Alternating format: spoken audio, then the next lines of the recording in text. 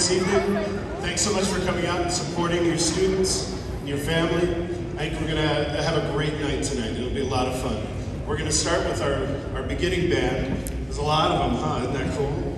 You're gonna have a good time.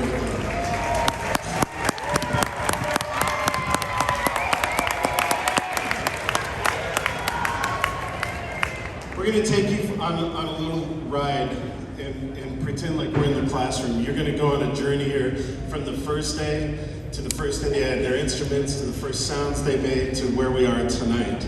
And so I think you're going to hopefully enjoy this.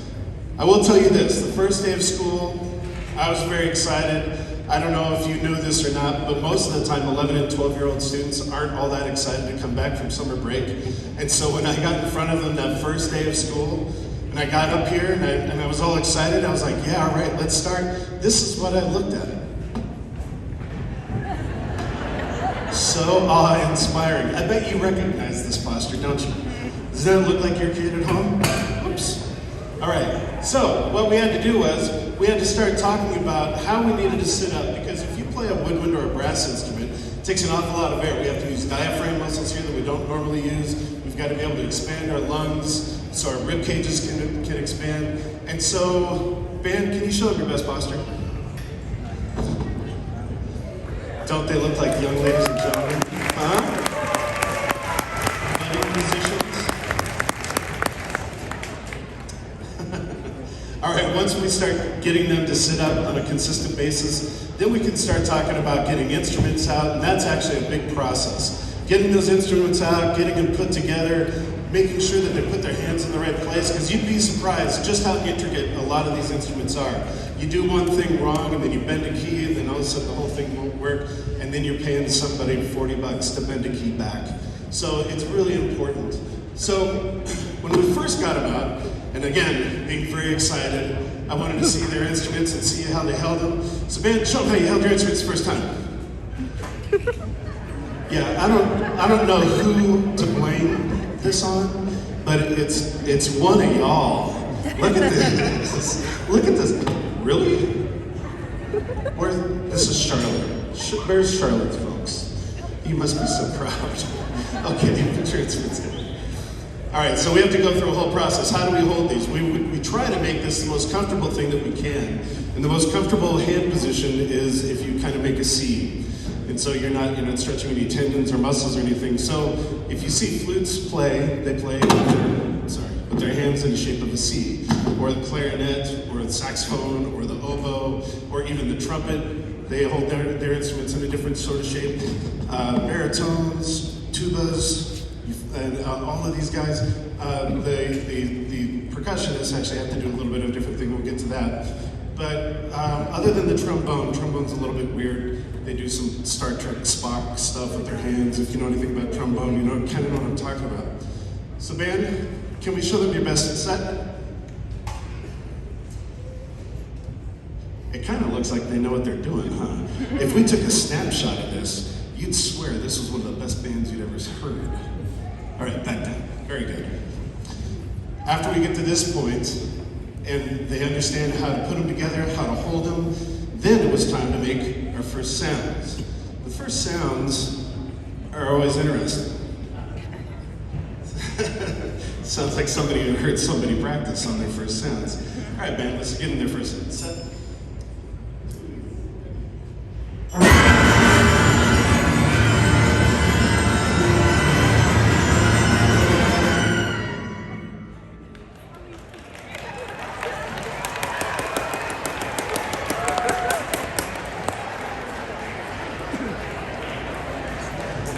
Every once in a while I get asked, hey, how did you lose your hair? 29 years of teaching beginning band.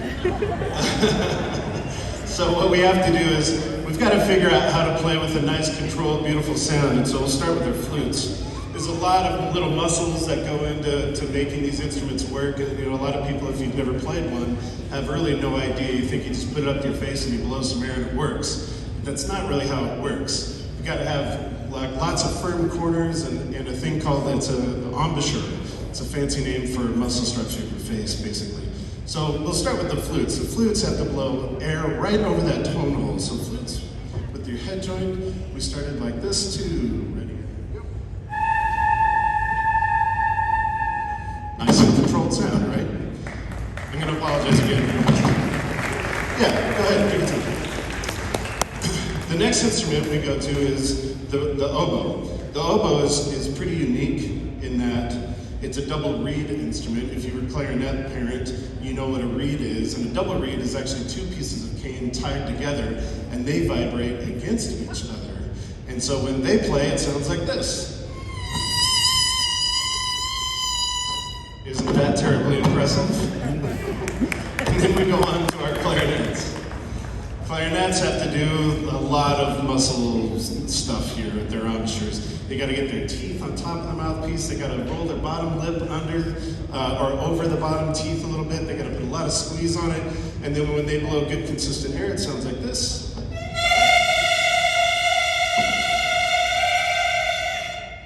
It's not all that much better than the first sounds, is it? But when they actually sound like that, when they put it all together in their instrument, it actually sounds great. And then we've got this guy over here. This is a bass clarinet. This is Colby. This doesn't sound nearly as obnoxious. Go ahead, Colby, knock him out. It sounds actually kind of nice, right? Good job, Colby. That's our woodwind family. Once we get done with our woodwind family, we go over to our trumpets. And our trumpets, the thing that vibrates is their lips. They have to put their lips together and then blow air past their lips. This trumpet mouthpiece is really small. If you've never tried to play one, it's not very easy. So, trumpets, let's show them what a buzz is. Ready, and go. Kind of like duck calls, isn't it? Right? So that's the trumpet. And then we go on to our low brass. We've got trombones and baritones. Can you hold up your mouthpiece? Let them see that. It's just a bigger version of a trumpet, right? So they do a little bit of a looser buzz. So can we hear that, please? Baritones and trombones, ready, and go.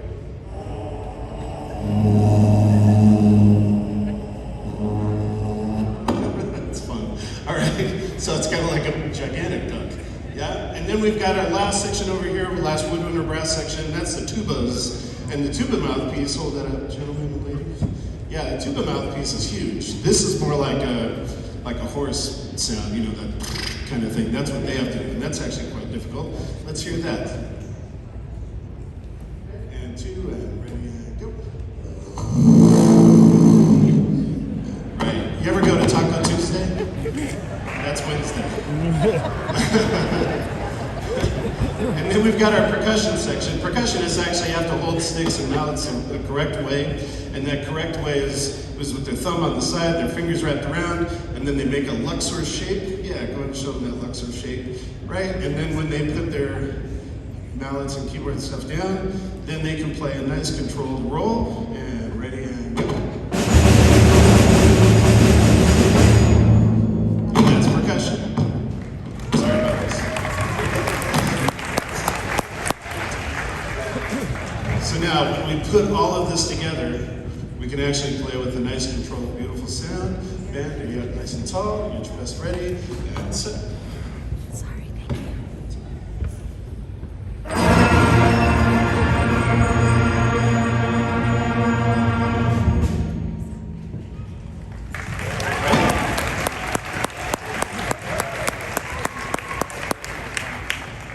So once we start being able to do that, then I can start showing them different notes. I use a number system. If you know anything about scales, do, re, mi, fa, sol, la, ti, do, except I use 1, 2, 3, 4, 5, 6, 7, 8. Transfers over to jazz real easy. Once they get more advanced and we get into jazz stuff, they understand the number system and it works better. So I'm going to have them follow my fingers here. Set.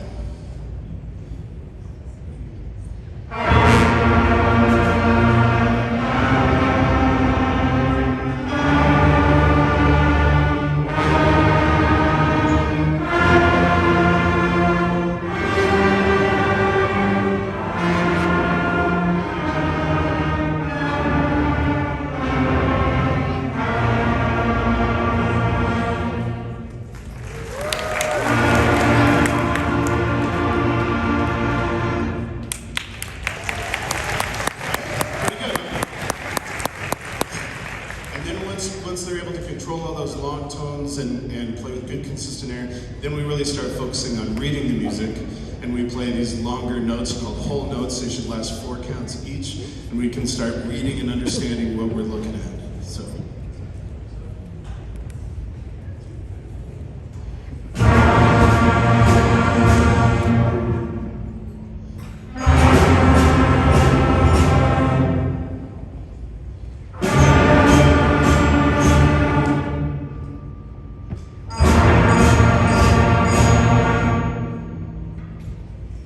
And that's them reading some music. Then we can start getting into more complicated rhythms. The notes sort of jump around. They get more and more familiar with that, and it becomes a little bit easier for them to actually understand what they're looking at while they're reading.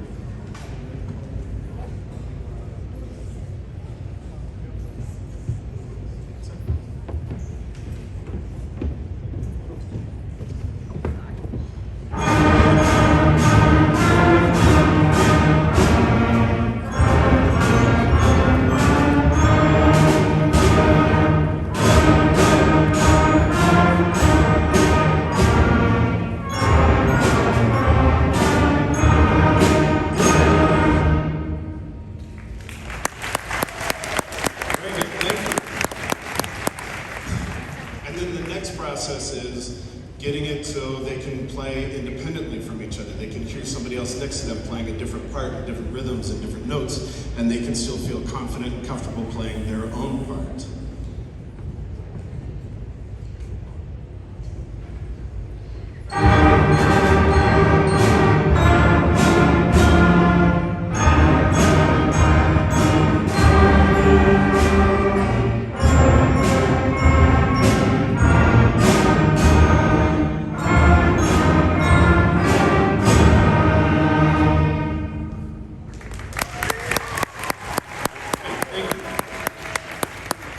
Once they're comfortable with all of that, then we can start building endurance, and we can get into sheet music and playing longer pieces of music where there's sometimes up to 4 different parts going on.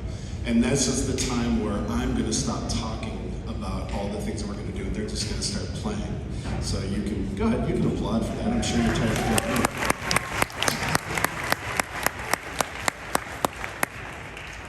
All right, so here we go. We're going to do a little bit of Beethoven's Ninth, and then we'll end with First Holiday Concert.